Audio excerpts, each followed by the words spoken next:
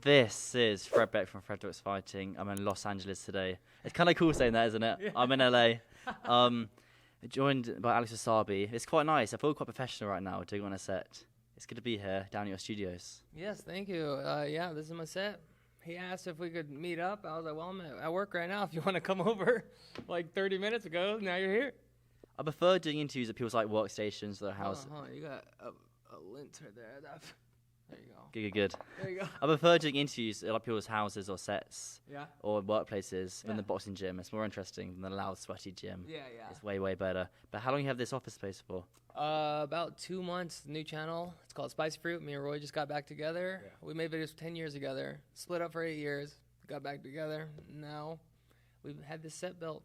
Didn't you call him out for a boxing fight after your last win? Yeah, that was to promote Spicy Fruit, the channel. Really? Yeah, he's not a boxer. So.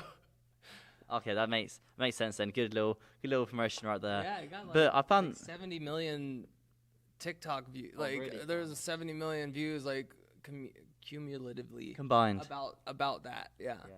Oh, that's smart actually. Yeah.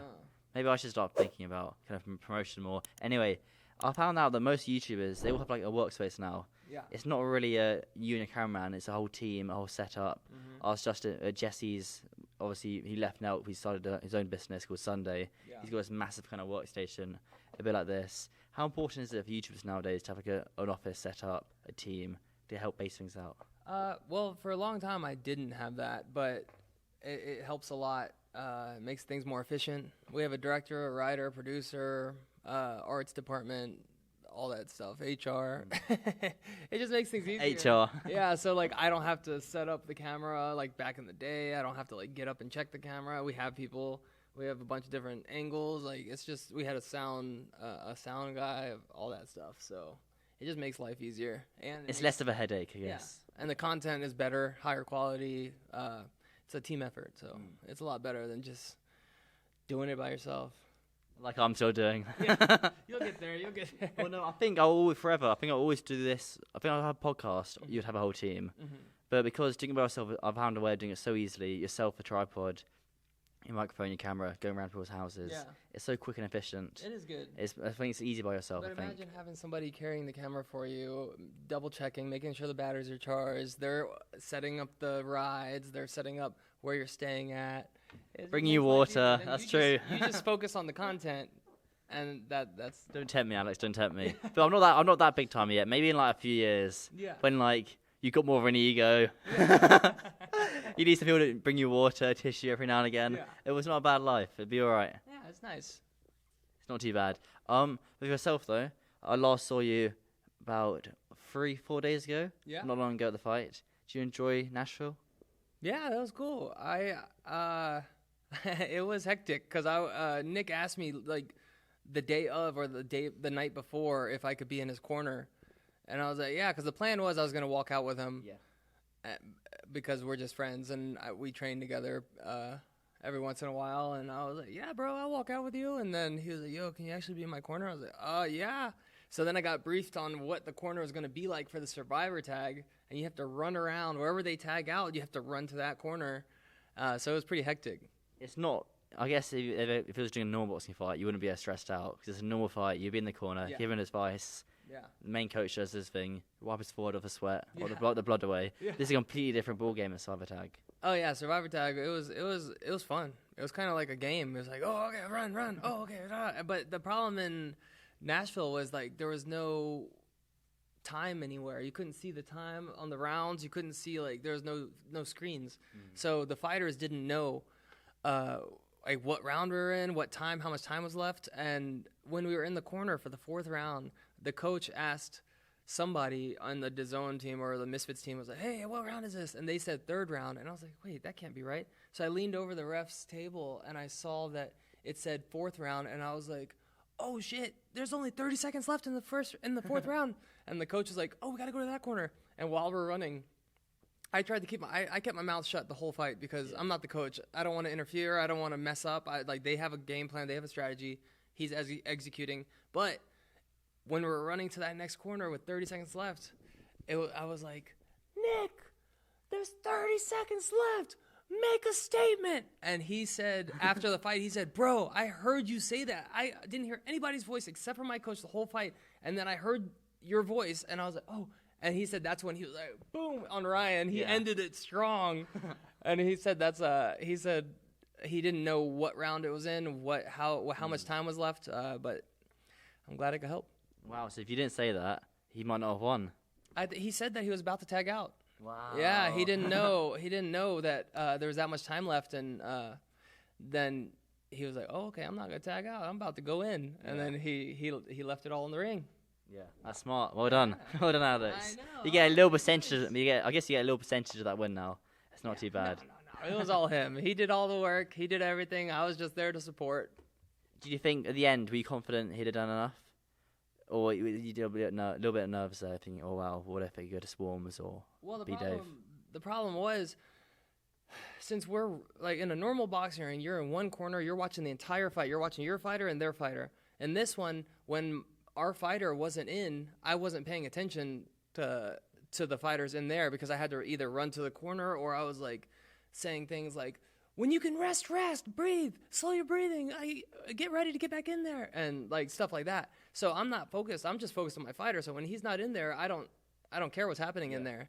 So when it went to the decision, I didn't know what was going to happen because I know he did well, but I didn't pay attention to the other fighters. But whenever he was in there, he was doing good. And then they didn't even like line us up. They weren't even like, hey, can we have all the 4 fighters in the ring? We're about to give the announcement. They just said, and the winner is, and nobody heard that, and it was like out of nowhere, and we're all just standing there, and then I look over, and I see Nick's face on the screen, and it said winner above it, and I was like, oh, bro, you won, and he was like, what? People are like, he didn't win, Swarms won, he didn't even know he won, and I was like, because we didn't hear anything. Yeah. I literally was like, bro, your face is on the screen, you won, and then he was like, no way, and that was it. So the ref didn't hold his hand up that pass then? Oh yeah, that didn't happen either. No, like the ref. I saw the video and I thought, why is it going so slowly? Yeah, it was just confusing. Maybe they were on a time crunch or something, but the announcer just like blurted out of nowhere, didn't set anything up. No ref like raised his hand, so I picked him up. Yeah, so I was like, You did that job. Bro, I got you. Don't worry. My back was hurting the next day, but I was so much adrenaline. I was like, I didn't stretch or anything. I should have stretched. Yeah. That post-fight, it's been a few interviews that kind of mean a lot on the channel. But that post-fight interview of Nick, there's a few spring to mind, the kind of the special ones, the ones that are a little bit more emotional or a little bit more draining, or not. Like you get the ones which are kind of violent, intense, a bit nasty, or funny, or emotional, or kind of happy, sad. I guess Nick's one was an emotional one for him. Yeah. You got the Deji after his first win against Fuzi, which springs to mind, and then this Nick one. Those two are the kind of ones that not bring a tear to your eye, but they have the nice comments coming in, like, oh wow, and that was definitely a kind of. I think you were part of the interview. Like, it was a 7-minute interview. A lot of people coming in and out. But the main part was Nick. Because he started crying in the interview. It meant a lot for him, that win. Oh, have you spoken to him since the fight? I didn't see that interview. Really? I have spoken to him to the fight. I was checking like, hey, how's your eye? Because he got a headbutt. Yeah. But I haven't seen the interview. Yeah, was it your interview? Yeah. Well, you were in it, Alex. Oh, I was in it. Yeah. Oh, I don't remember him crying. No, I think you came in a few minutes after. Oh, okay, yeah. Yeah, you need to watch. You need to watch that, Alex. Yeah. Come on. I gave a pretty emotional speech after iDubbbz. He was crying after the fight. I wasn't there though. Yeah. I didn't expect him to cry though. I was like, oh, when he started crying, I was like, oh, like, cause it's a tough thing what he did. Yeah. Like, cause he was like running it, and then he was in it, and then just all the hate he was getting. So he just was going through it. So I was like, I gotta lift him up a little bit in my speech. Do you think iDubbbz will box again? I hope so. He's good. He just, I think he did great in both his fights. He has a hard chin. I hit him with everything I had, and he would not go down. And he just had a hard head. My wrist hurt for 3 months after. 3 months? I couldn't throw this hand for 3 months, like full power. I was just checking to make sure the microphone's working, but it is, which is good to see. What? So do you not get it checked out after the first month, Alex? Do you not think, my wrist is hurting, I should get it checked out? Nah. For 3 months, Alex. This song's home for 3 months. I was like, I think it's because I just like I have a problem with like overtraining or like training when I'm injured, so I just kept using it, even though it hurt a lot. My coach was like, "Don't throw that hand. Don't even when like if I was like training or sparring or doing drills or something, he wouldn't let me use my right hand, and it sucks to be in a spar where somebody can use whatever they want and you can only use your left hand. Not much you can do. Yeah, it sucks. You can do a few things. Yeah. How many times a week are you training nowadays? You haven't got a fight booked in. I haven't really trained that much because of this. I'm trying to get this channel off the ground, Spicy Fruit. It's on 100K already, isn't it, though? The plaque in the back. 200, yeah, almost. So I'm pretty sure if that's not, this isn't not even on 100. This channel's not even on 100K yet. So if you're only just getting off the ground at 200K, we ain't even left yet. We're still crawling.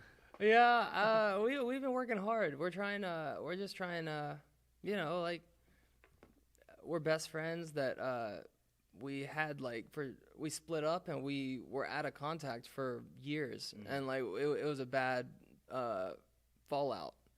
So we're just excited to get back together. We're just excited. We want to give it our all and see how far we can take it. Yeah. Exciting. How far can you take it? Do you think doing shows in front of crowds, sold out arenas? Hopefully. I'm just happy to be back with him, like filming with my best friend again, not by myself. It's just a lot more fun. It kind of reignited the passion I have for making content. That's dope. Anyway, putting it back round to the boxing front, Keemstar said it's you and Nick LMAO versus Pineda and B-Dave for the tag team titles, maybe. Yeah, that can be a good one. Yeah, I'd love to. Like, me and Nick talk about it all the time, about either getting on the same card or being on a tag team or just anything. Like, if Swarms wanted to run it back with Nick, I'd be like, yo, Deji, like, let's get in there. Or if Deji and Swarms, I saw a lot of people saying Deji and Swarms versus me and Nick. That would be cool. I think I got one more fight in me. Wow, one more fight, Alex. I think one more, yeah, and then I'm probably done. But well, you never know. I reckon it will be you and Nick LMAO. People can cut this for a few years' time. I reckon it'll be you and Nick LMAO versus B-Dave and Pineda. All right. And then after that fight, you'll do the Deji rematch. I'm down. I think that'll be your storyline. I reckon. That'd be cool. Yeah, we can. I'm down to rematch Deji whenever if he wants to. I don't want to push him into anything he doesn't want to do. Or if he wants to join up with Swarms, me and Nick can go. We can go head to head with them, or me and Nick versus Pineda and B-Dave. I don't know. Yeah. Which one do you want to see the most? Deji rematch. Why? Because that's such a good storyline. It's been like the years in the making. Yeah. There's a good story. The promo will be good. The build up will be good. I think it would be good because one-on-one fights are also a lot more. I think one-on-one fights are more. I don't know about entertaining. There's more fight in them than the tag team fights. Yeah, I think I don't think his coach would allow Kenny or Deji to do a tag team. I think he's more like no.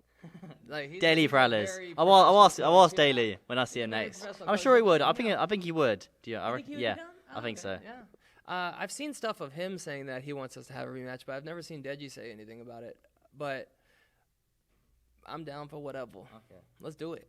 I'll ask Liam Chivers. I'll do some chasing. I don't know when I'll see Deji again, but I'll get Liam on Zoom in a few weeks. I think it'd be a good rematch because a lot of people say I only won because he didn't throw.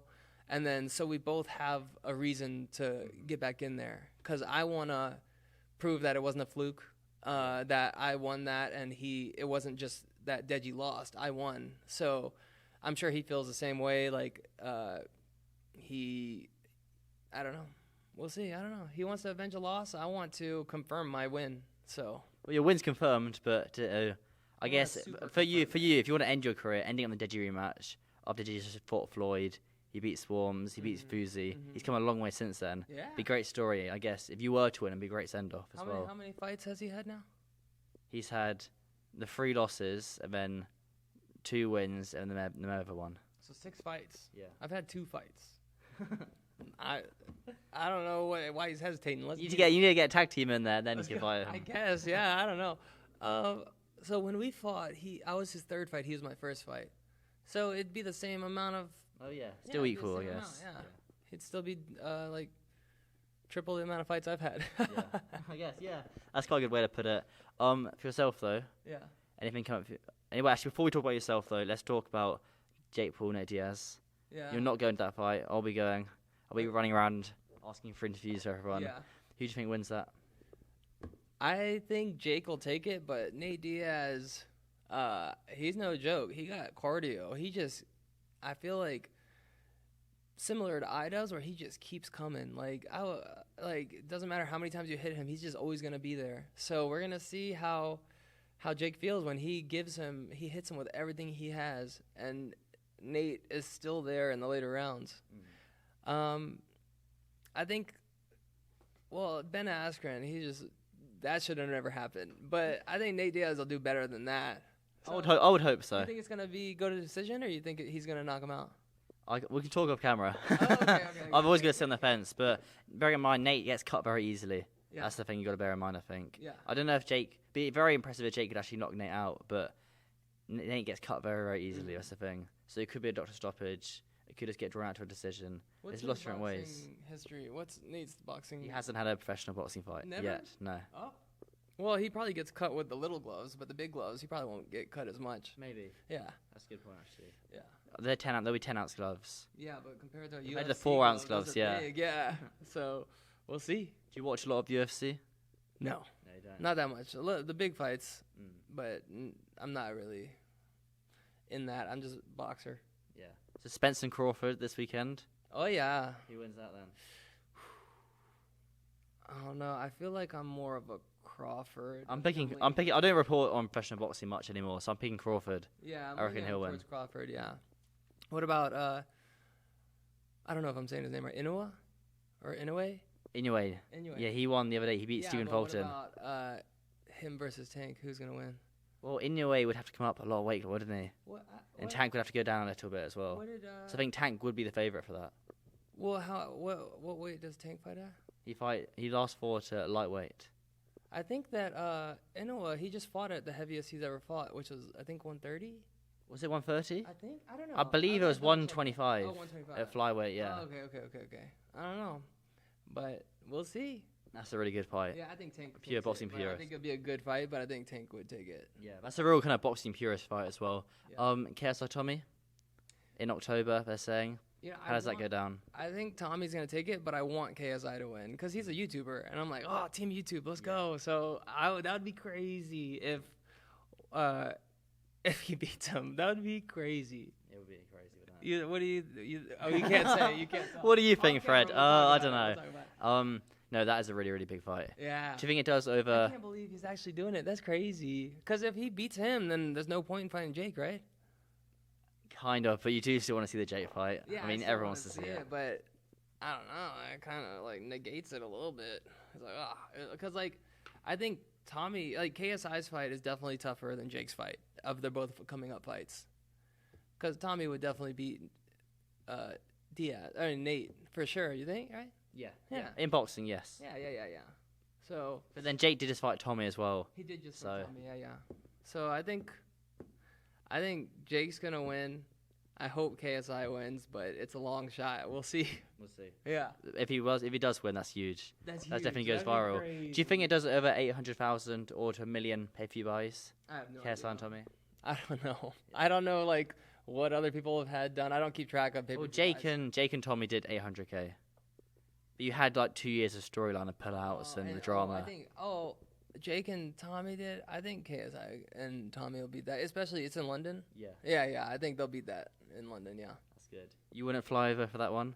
No, probably not. I only go if like Nick came to my fight in Florida against IDub, so I was like, bro, I got you. So I went to his fight, but I'm pretty busy, so I barely have time for boxing anymore. So I'm just waiting for a fight to come my way and then get back in the gym. But until then, this is my main focus.